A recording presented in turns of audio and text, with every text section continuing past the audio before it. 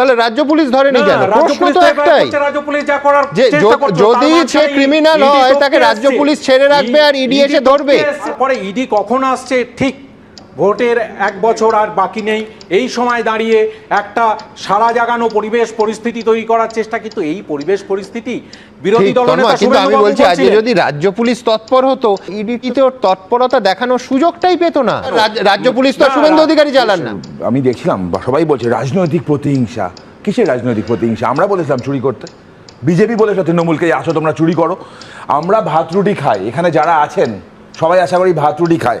এই কয়লা, গরু, বালি, চাকরি এগুলো খাওয়া তৃণমূল ছেড়ে দিক, তাহলেই প্রবলেম হবে না। তাহলে এ রাজ্যের পুলিশ আর প্রশাসন যদি তার কাজটা করতো, তাহলে এই কেসেও ইডির তো ঢোকার সুযোগটাই হতো না। এই যে ইডির এত তৎপরতাটা আমরা একটাই কথা বলবো, এই চিত্রনাট্যকার তো তাহলে রাজ্য পুলিশ, এফআইআর গুলো তো রাজ্য পুলিশেরই করা। ইডি কখন আসছে ঠিক ভোটের 1 বছর আর বাকি নেই, এই সময় দাঁড়িয়ে একটা সারা জাগানো পরিবেশ পরিস্থিতি তৈরি করার চেষ্টা, কিন্তু এই পরিবেশ পরিস্থিতি বিরোধী দলনেতা কিন্তু আমি বলছি আজকে যদি রাজ্য পুলিশ তৎপর হতো, ইডিতে ওর তৎপরতা দেখানোর সুযোগটাই পেত না। রাজ্য পুলিশ আগে এফআইআর করেছে, তার মানে তারা কোনো একটা কাজ ইনিশিয়েট করেছে, তারপরে ইডি সেখানে গিয়ে ঠিক যেমন রেশন দুর্নীতিতে ইনিশিয়েট করেছিল কিন্তু আর এগোয়নি। সেই দুর্নীতি নিয়ে আর কথা হচ্ছে না, এখন এবার চলে গেছে বালিতে। রাজ্য পুলিশ ঘুমিয়ে পড়েছিল। আমার বক্তব্য হচ্ছে 2026-এর নির্বাচনের পর এমনিতেই শুভেন্দু বাবুর আর রাজনৈতিক কোনো ভবিষ্যৎ থাকবে না।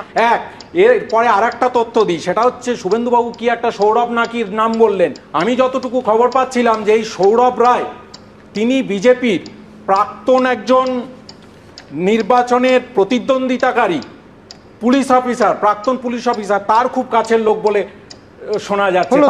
তাহলে রাজ্য পুলিশ ধরেনি কেন? প্রশ্ন তো একটাই রাজ্য পুলিশ যা করার যে যদি সে ক্রিমিনাল হয় তাকে রাজ্য পুলিশ ছেড়ে রাখবে আর ইডি এসে ধরবে। এও কিন্তু এক ধরনের সেটিং যে রাজ্য পুলিশ ধরবে না, ইডি সিবিআই এসে ঢুকবে। তন্ময়, কিন্তু তুমি আমায় এই খোঁজটুকু দাও যে মুখ্যমন্ত্রী প্রশাসনিক বৈঠকে প্রকাশ্যে এই রেড করা এবং শুয়ে পড়া ইডি সিবিআই কে বলছেন না, রাজ্য পুলিশকে বলছেন।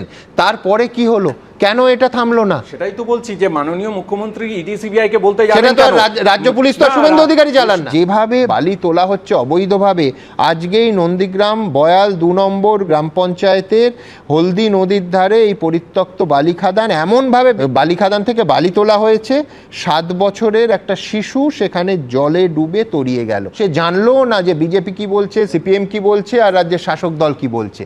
দাদা এক্ষুনি কথা বলছো তো, মানে আমি দেখছিলাম সবাই বলছে রাজনৈতিক প্রতিহিংসা।